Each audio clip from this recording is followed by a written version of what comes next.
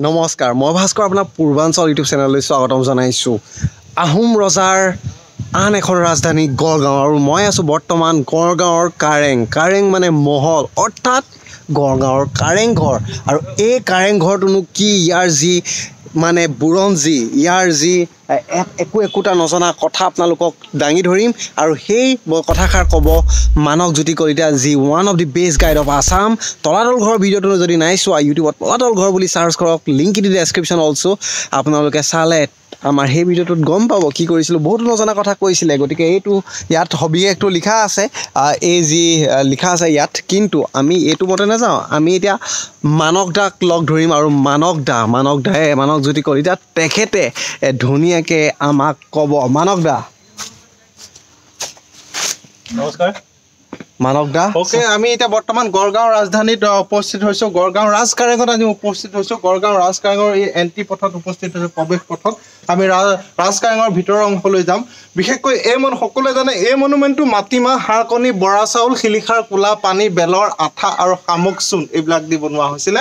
আৰু ইয়াতো brown bricks আছে ষ্টোন আৰ্কিটেকচাৰ আছে আৰু ভিতৰৰ আৰু যিখিনি অংশ সেই অংশলৈ আমি এতিয়া পোনপোনে নিব বিচাৰিছোঁ এতিয়া আমি গড়গাঁও ৰাজকাৰেঙৰ ভিতৰলৈ প্ৰৱেশ দুৱাৰৰ ফাললৈ আমি আগমন ঘটিছোঁ বা ভিতৰৰ ফাললৈ যাম বিশেষকৈ সকলোৱে কয় দুৱাৰবিলাক চাপৰ সাধাৰণতে দুৱাৰবিলাক চাপৰ বুলি কোৱা হয় কিন্তু এটা কথা দেখা যায় যে বিশেষকৈ ব্ৰ ডাউন মানে বৰ down that means respect the another person সাধাৰণতে এনেকৈ যাওঁতে যেতিয়া মানে বৰটো ডাউন কৰা হয় এনেকৈ ডাউন কৰাৰ লগে লগে বিশেষকৈ স্বৰ্গদেউসকলক সন্মান জনাবৰ কাৰণে তাতে বৰ ডাউন কৰা হয় বা দুৱাৰবিলাক চাপৰ হয় বুলি বহুতে মত প্ৰকাশ কৰিছে আমি ভিতৰৰ ফাললৈ যাওঁ যদিও আমি দুৱাৰবিলাক সাধাৰণতে মানে চাপৰ দেখা যায় কিন্তু তাত এখন মূল দুৱাৰ থাকে মূল দুৱাৰখন কিন্তু ওখ বিশেষকৈ ইয়াৰ দুৱাৰবিলাক যদি চাওঁ মূল দুৱাৰখনৰ কাষত যদিও দুৱাৰ তিনিখন দেখা পোৱা যায় এখন দুখন তিনিখন এই অংশ তিনিখন দুৱাৰ এই ভিতৰ ফাললৈ যোৱা অংশ আছে কিন্তু সেই দুৱাৰখন যদিও ইয়াৰ হাইটটো ইমান বেছি নহয় কিন্তু মূল দুৱাৰখনৰ যিটো ওখ সেইটো দেখিলে সহজে অনুমান কৰিব পাৰি বিশেষকৈ মূল এখন দুৱাৰ থাকে যিখন দুৱাৰৰ হাইটটো সদায় ওখ আৰু আৰ্কিটেকচাৰবিলাক যদি চোৱা দেখা যায় এই আৰ্কিটেকচাৰবিলাক যদি চোৱা যায় বিশেষকৈ সেই সময়ত কাৰিকৰী দক্ষতা অৰ্থাৎ সেই কথা অনুমান কৰিব পাৰি ইয়াৰ আৰ্কিটেকচাৰবিলাক আৰু ইয়াৰ আৰ্কিটেকচাৰবিলাকৰ পৰা গম পোৱা যায় যে সেই সময়ত কাৰিকৰী দক্ষতা সেই সময়ত কিমান আছিল বিশেষকৈ আৰু এটা কথা ভিতৰৰ যিবিলাক ৰুম সেই ৰুমবিলাকৰ পোনে ভিতৰৰ অংশটো দেখা পোৱা নাযায় ভিতৰৰ অংশটো দেখা পোৱা নাযায় ভিতৰৰ অংশ দেখা পাবৰ কাৰণে বিশেষকৈ তাৰ মূল দুৱাৰখনৰ কাষেদি এনেকৈ সোমাই আহিব লাগে বিশেষকৈ এই অংশবিলাকত তেওঁলোকৰ অৰ্থাৎ ৰাণীৰ সাধাৰণতে কেবিনবিলাক আছিল বুলি কোৱা হয় আৰু এই অংশবিলাকক সাধাৰণতে কিছুমানে দেৱবস্ত্ৰ বুলি কয় আৰু কিছুমানে বিশেষকৈ আৰ্কিটেকচাৰবিলাকত কিছুমান কিছু ধৰণৰ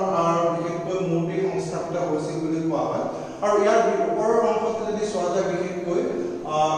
শৌচালী অংশত তেওঁলোকে নিৰ্মাণ কৰিছিল বিশেষকৈ শৌচালী অংশ বুলি ক'লে সাধাৰণতে এইফালৰ পৰা চালে এখন চাল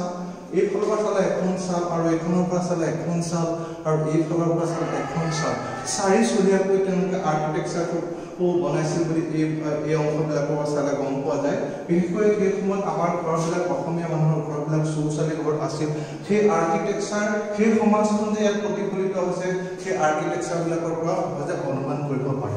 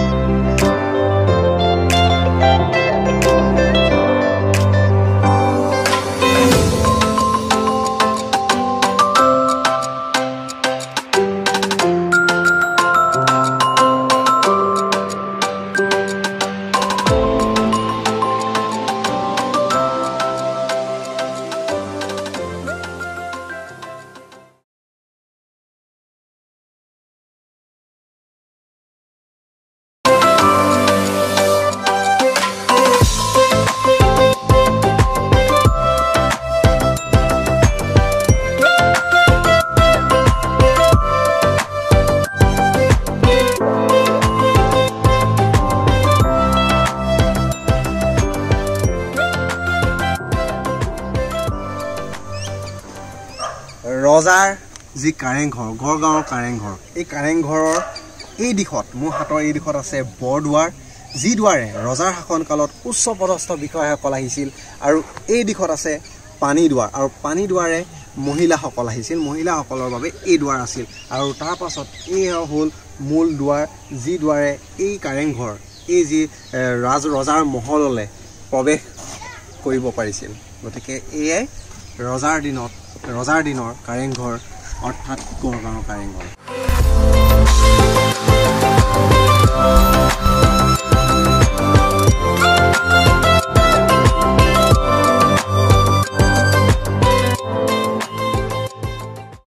বিশেষকৈ আমি গড়গাঁও ৰাজধানীখনৰ ৰাজকাৰেঙত উপস্থিত বিশেষকৈ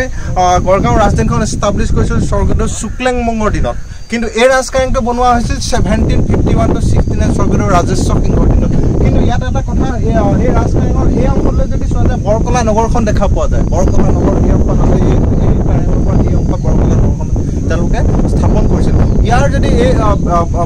পশ্চিম অংশ এই অংশলৈ যদি চোৱা যায় বিশেষকৈ হেমেনা গোহাঁই অৰ্থাৎ হেমেনা বাৰী গড়গাঁও অন্য এটা নাম হেমেনা বাৰী আছিল আৰু সেই হেমেনা গোহাঁই বাৰীখনৰ অংশবিলাক এই অংশত দেখিবলৈ পোৱা যায়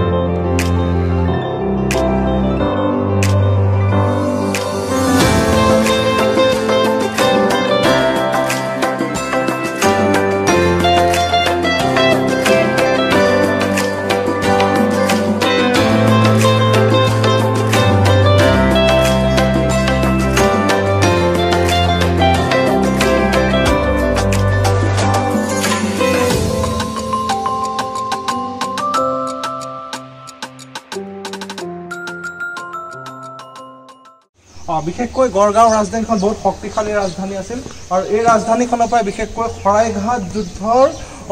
ৰণডংকা বজাইছিল বিশেষকৈ শৰাইঘাট যুদ্ধৰ ৰণডংকা বিশেষকৈ মোগলৰ শক্তিশালী সৈন্যসকলক পৰাভূত কৰাৰ যি ৰণকৌশল এই ৰাজধানীখনৰ পৰাই তেওঁলোকে হেৰি কৰিছিল পৰিচালিত কৰিছিল অৰ্থাৎ গড়গাঁও ৰাজধানীখনৰ পৰা পৰিচালিত কৰিছিল আৰু এই অংশত যে দেখা পোৱা গৈছিল এইবিলাকত চাওদাংসকলৰ সেইসকল পহৰাৰ ইংগিত পহৰা যে দি আছিল বা এই বিশেষকৈ ৰাজকাৰেঙৰ প্ৰতিটো ফ্ল'ৰতে প্ৰত্যেক কোণৰ 4টা কোণৰ প্ৰত্যেক কাষে কাষে চাওদাংসকল থকাৰ কাৰণে বা চাওদাংসকলে পহৰা দিবৰ কাৰণে মানে বিশেষকৈ আৰ্কিটেক্সাৰতে তেওঁলোকে সংস্থাপন কৰি ৰাখিছিল আৰু এটা কথা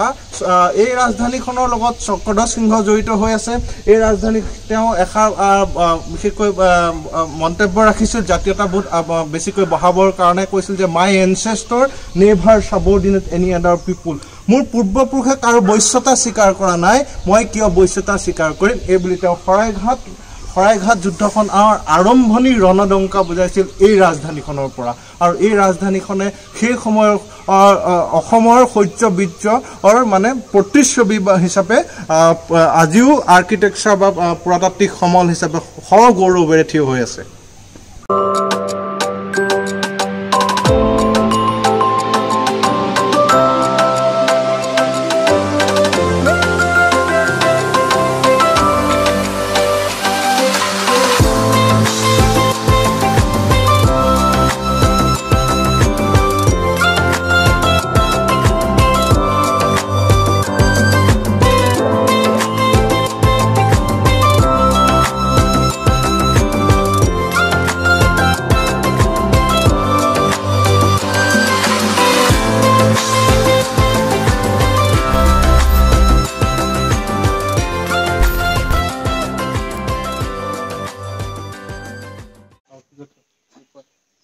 এই যি সিকিউৰিটি সিস্টেম একেবাৰে ওপৰতো আছে নেদেখোঁ কিমানবাৰ ওপৰলৈ অহা যোৱা কৰি যি কি নহওক এয়াই আছিল কাৰেংঘৰ আমি এতিয়া যাওঁতে আমি আপোনালোকক দেখুৱাম গোলাঘৰ খাৰঘৰ বুলি কোৱা যায় অলপ ভিতৰুৱা যাম আৰু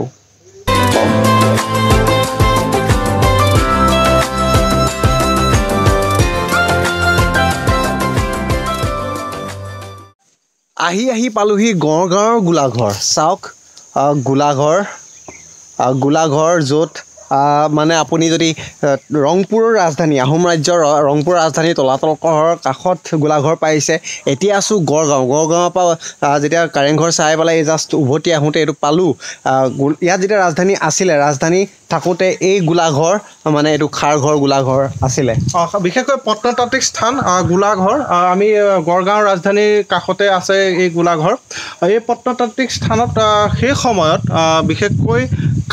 মানে যাক কলাই খাৰঘৰ বুলি কোৱা হয় গোলাঘৰৰ অন্যতম নাম কলাই খাৰঘৰ বিশেষকৈ সেই সময়ত যেতিয়া গড়গাঁও ৰাজধানীখন ইয়াত মানে ৰাজকীয়ভাৱে চলি আছিল সেই সময়ত এই কলাই খাৰঘৰটো এটা বিশেষ পদক্ষেপ গ্ৰহণ লৈছিল আৰু এই পদক্ষেপেই বিশেষকৈ পুৰাতাত্ত্বিক সমল হিচাপে বৰ্তমান অসমৰ ৰাইজে বৰ্তমান পাইছে এইটো চাওক গোলাঘৰ সেইফালে আপোনাৰ সেই তাহানি দিনৰ মানে ৰজা